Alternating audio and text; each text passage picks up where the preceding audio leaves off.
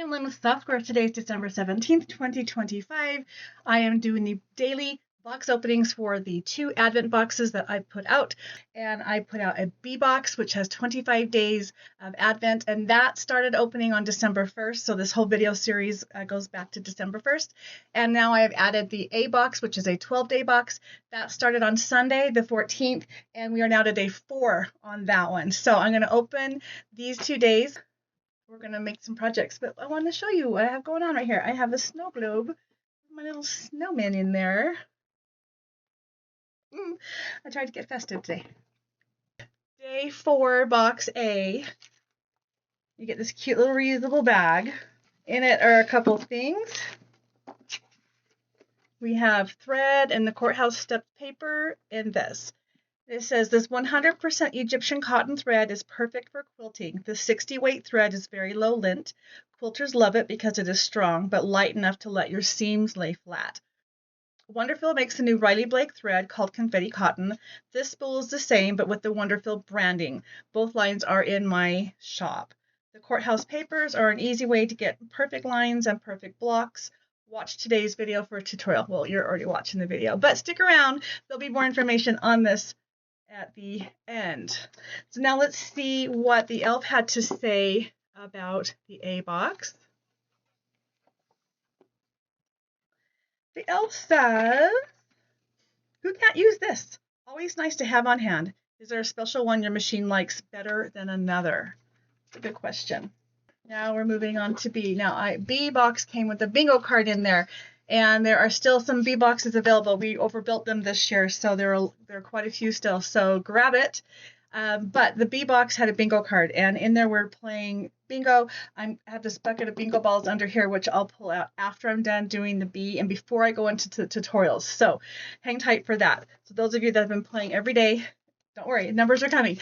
And just remember, you need 2 bingos on your card. It can only be a straight line though. Straight, horizontal, vertical, or diagonal, but you need 2. Then take a picture of it, email it to me, Lynne, Lynne @softsquares.com, and you have until the end of the day on the 26th. On Saturday the 27th, I am doing my weekly stitch-uation, which is at 2 o'clock Mountain Time. It is a live quilt chat, and I will be doing the drawing for 2 27-inch flat screen smart screen TVs, and I will be picking from the emails that came in. So there'll be 2 people that will be winning. The B box day 17 had this extra letter in addition to your bag. So this is because we got these all bagged up and then realized these were not in there. So it says open last, but not last as in like the end of all the boxes, just the last after you've opened this other one. So let's get in there and I'll show you what it is. It is a project with lots of things in there. See, it's kind of a fat project. In our project, we have a project bag. First and foremost, you have this bag. Reuse it. Hold on to it. They're awesome. And in there are all kinds of things.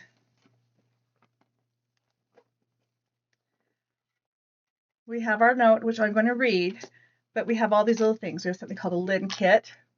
There'll be information on what that is. Some of those stickers came off, but so if you have the little organza bag, it's a Lynne kit. We have all kinds of things in here, but first thing I want to show you is this. This is Patchability. This is our project. Patchability designed some of the cutest wall hangings. I have partnered with them to have our very own custom wall hanging for this Advent. That's this. They designed it based on what I asked for, but then I took it a step farther. So watch the video today to see how to use it as well as how to modify it using the extra bag of pieces, which is the Lynne kit. So we will get to this at the end of the video. So today has like 2 projects. The A project is more of a tutorial, so that'd be really short. And then this will be following that. So there's a couple things going on. But that is what it is. And if you can see, we have our logo back here. It's a limited edition in cooperation with Softsquares.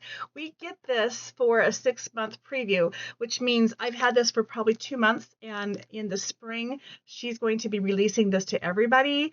I don't know if she's going to leave this on there. I could be wrong. She might. But the point is this will be out there to the public, but right now it's not. We're the only ones. And look how cute that is up close. So I'm going to show you what's in the bag. We have all of our supplies to make that, and I have labeled everything. So you don't have to guess what the pieces are for.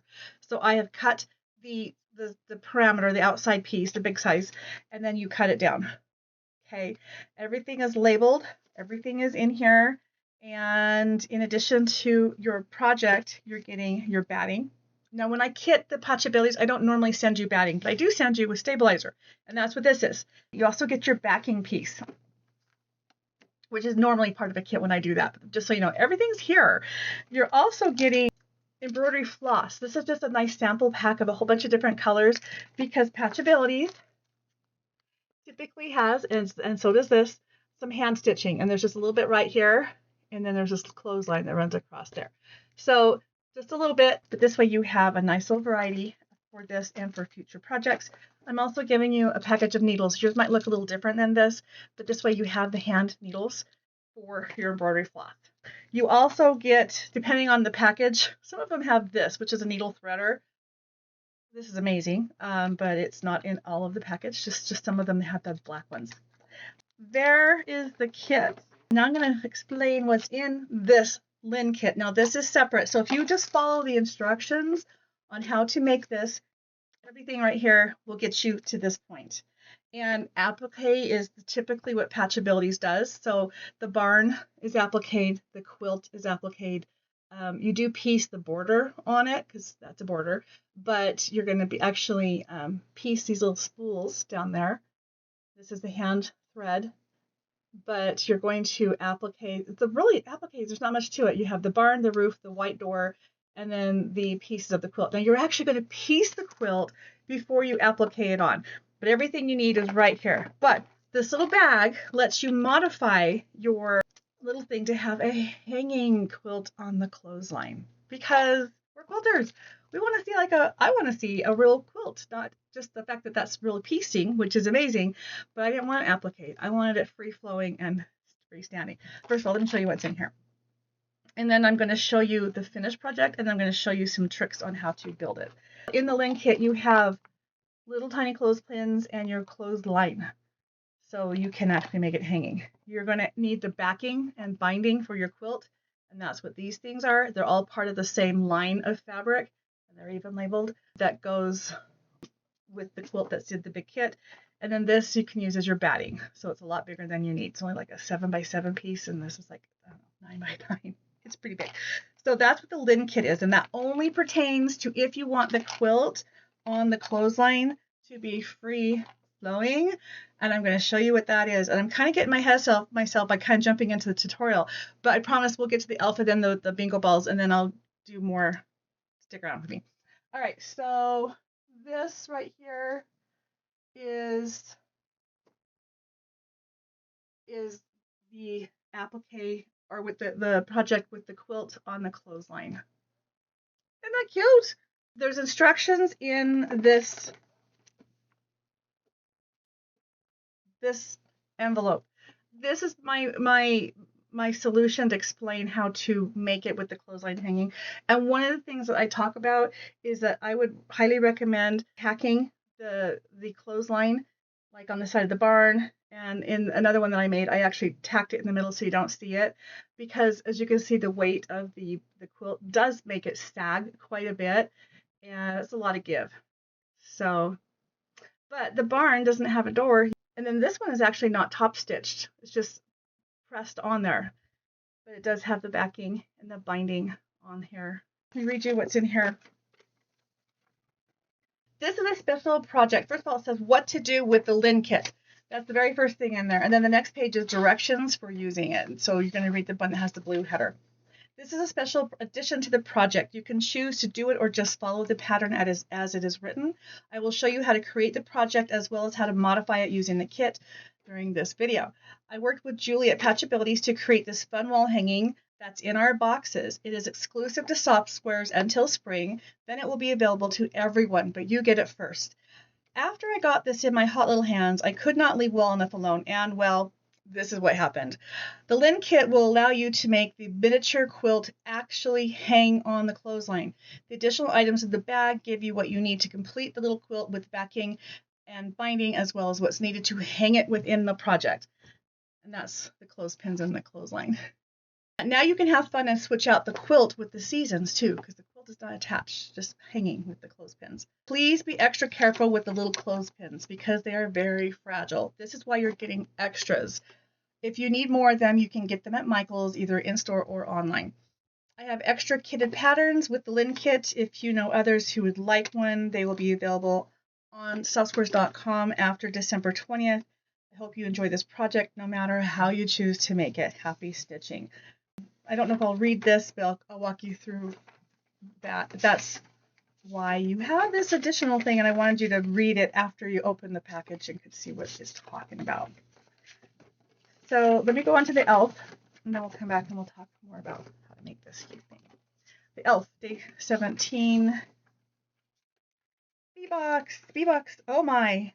This will be a blast to do. Make sure you open both parts of day 17, but do the envelope last. Why do I think there are a few rebels that will not follow instructions? LOL. Remember to use your day 5 item for this.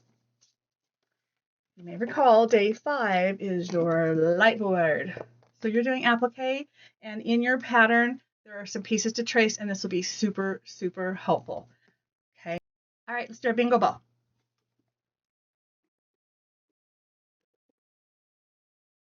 Bingo ball, bingo ball, bingo ball, ball. G49. Today's ball is G49. G49 is our number for today.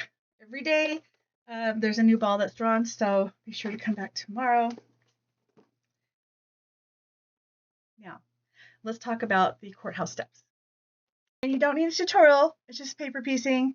We've kind of done a bunch of that already, but basically you're going to pull the paper out of here. You're going to go in numerical order, starting with 1 and then 2. So that pretty much starts in the middle and it builds out. And then you're going to be sewing right on the line. Now this is helping you to see that you can get the courthouse steps look by making darks here and lights here. They've also switched it up and made a whole bunch of different options here. And I was playing with some fabric, and I have some fun ones to show you too. So look how tiny they are. So there's that one. Just press your seams out and it'll all be just fine. So there's that one. I also played with this one.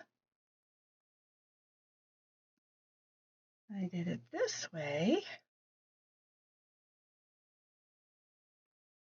There's just two-tone.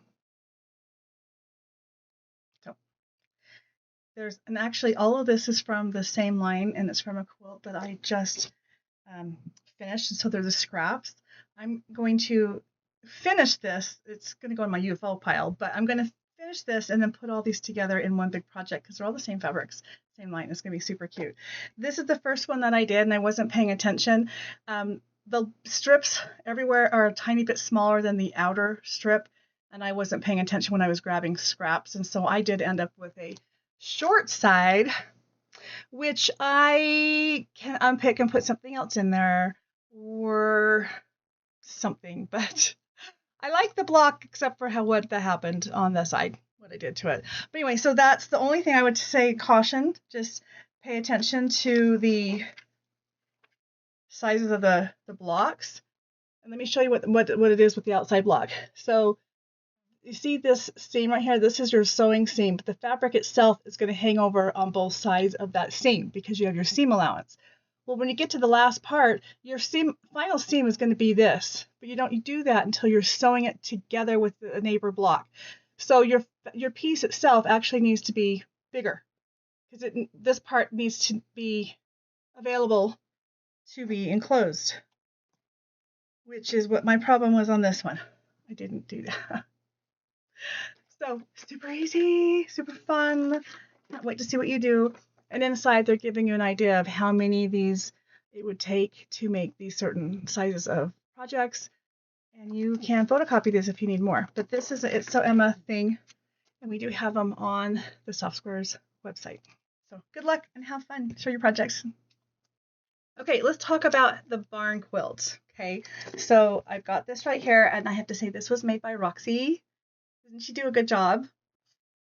So the Lynne kit and the instructions are going to show you explain how to make the quilt free hanging. So instead of applying the quilt with the stabilizer to the barn, just right here on it, you're going to bat it and give it backing quilt it a little bit if you want, and then bind it, or you can do the turn method where there is no binding. But regardless, the piece that is on your pattern, that quilt, is pretty wide, and it's cute, but I personally like seeing a little more barn. So for the hanging quilt, you're going to want to trim it down a little bit, and there's information on that in here. And this is mine that I had made, and so I trimmed it down quite a bit. And you can also see I've tacked it here and here, and I even put another tack here. Now this is the first time playing with this with the string, and my rope string has a lot of give to it. So what I would highly recommend that you do is when you put your string on, before you attach your border, because that's where it gets sewn into, make it tighter than you think it needs to be, because laying it flat is going to make it droop, like what's going on over here. You can see I modified mine a little bit. I ended up placing my barn a little too high, so I just flattened the roof. But I don't like how the green that's down here, it seems like everything's a little high-centered. Roxy's is in a better spot, but you can see how different they can look, but yet they're the same, right? And then she used a different binding on her quilt because she made a second quilt. Actually, she used different fabrics altogether. She did say she remade her quilt, so that's cute. So the whole point is you can put whatever little quilt you want on here, and you don't even have to use the fabrics I'm giving you, but you can have different ones. Just be super, super careful with these pins, because I'll tell you from experience, they will flip out of your hands, and when that happens, not only do you like lose grip of it, and it's tiny, and the pins will the wood pins will skew, and then it falls apart. I had to have Marlon put it back together, and then after they broke twice, I just gave up. So that's why I'm giving you 4 pins. Hopefully you don't break any, but switching the quilt out does require you to handle the pins, so be careful. That's what that is. And then don't forget, you can, if you want to make it hanging, do your hanger. And you can see I did top stitch mine. I didn't do a blanket stitch. I just did a straight stitch when I top stitched it. So you can do whatever you want to do that. So exciting, so thrilling. I'm so excited to see this and to see you guys have it. I definitely want your feedback, and I want to know what you think about it. I'm just so thrilled with myself. Okay, let's talk about how to do this. So when you get your pattern and you take it out of the plastic wrap, it's a good size pattern. There's a lot to it, but here's your pieces. This is basically your layout right there. Your quilt and your barn, and there's only 4 pieces of the applique, because the quilt itself, however you decide to piece it, the barn, the white door, and then the roof, and that's it. But you do need to trace, you do need to trace those onto paper, onto the applique paper. And this is where your board comes in handy, and I'm going to see if I can,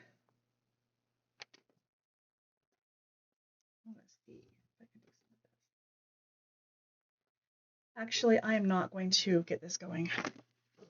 Ignore what I just said. Anyway, you're going to want your light board. You're going to take your pieces that are going to be traced. Oh, and by the way, then there's 2 silver needles. So you're going to trace that twice and cut it out. And you're going to put your paper over top of here and through your light board, but you can see, even without the light board, you can see through it. You can really see through it when the light gets turned on, which I don't have power to right now. And you're going to trace the pieces onto here, and then you're going to transfer these onto the color that these need to be. Okay. And then you're going to build it. I mean, it's really, really simple. Just follow the instructions. First thing you're going to do is you're going to take your sky and your grass, and you're going to sew them together. And that's the body of your, let's do this.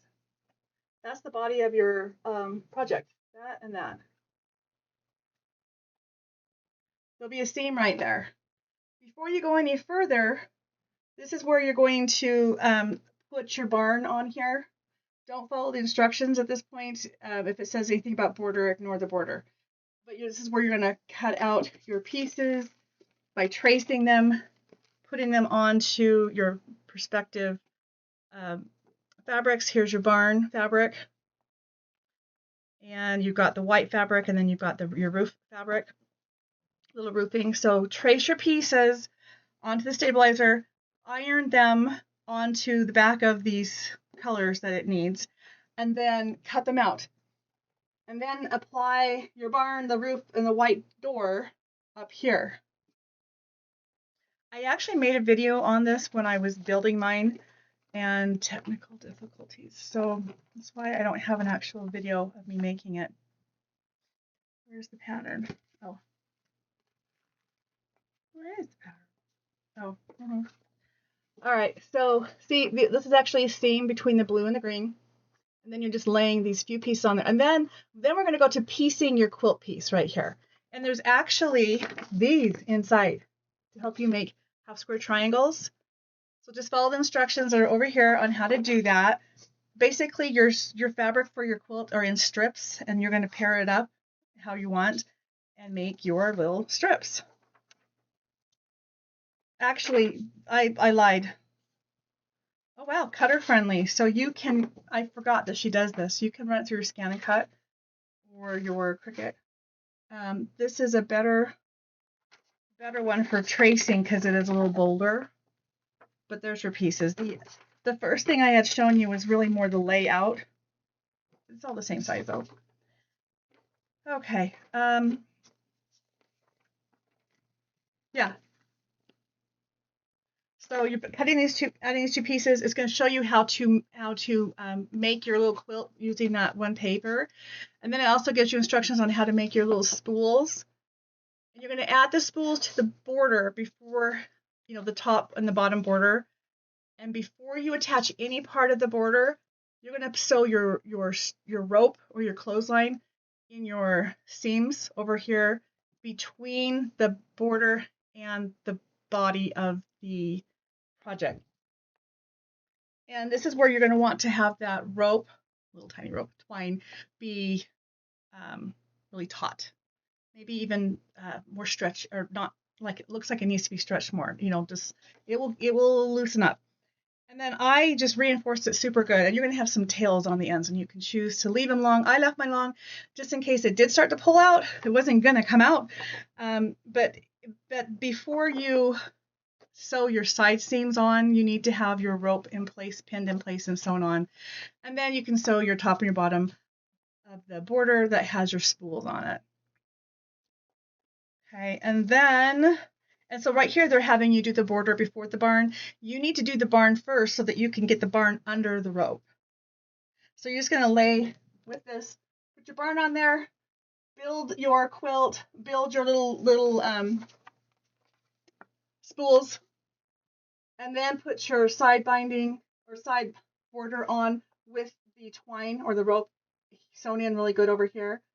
And then when you put the border on, it's going to hold it together.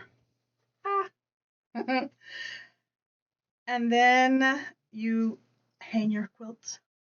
You hang it. And if you choose to applique it, follow this just exactly how it says. So super cute, super easy. That's cute, right? And the way she did hers is just it's a raw edge with a blanket stitch that she's appliqued that on there. So I took a step further by actually putting a little tiny border on it, or a little tiny binding on the quilt. And then, but it makes it thick. So that's why, another reason why you need to make this narrower if you're going to have it hanging. Otherwise, it kind of covers the whole barn. So have fun with it. You guys, it will really be fun. Don't forget to put your hanger on the back because, well, choose to hang it. I think you should hang it. Put your hanger on the back. And that's it for today. I hope this was helpful. I hope this in general is helpful. Patchabilities does have tutorials just showing you general things on how to work with their patterns. You can check that out, or you can, I don't know what I'm saying right now. I'm very, very, very tired. You could check Patchabilities out for some general instructions, video instructions if you need that, on just how to do applique. This particular project does not have a tutorial on it, and it's because it's not available to anybody yet. So this is it. I'm going to pin it up here. And I brought Freckles back out. I had him out earlier in the month, but Freckles is the name of the snowman. And I don't know the name of the fabric line because I bought it long before I was a quilt shop and I don't have the selvage to remember.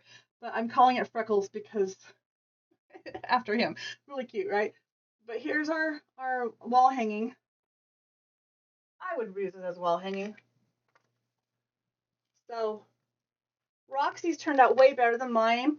You're going to actually, this right here, I used a Sharpie on mine, and I should have used a thin tip Sharpie, and I used a regular Sharpie and it bled a little bit. So I'm not really happy with that.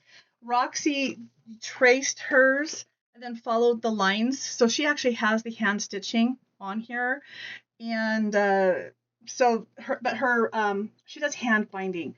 And so her binding is like perfect, both down here and out here. So you can see her corners are a little more crisp than mine are. And there. Anyway. I love it. I like it. I love it. I want some more of it. And that's it for today. I'll see you tomorrow.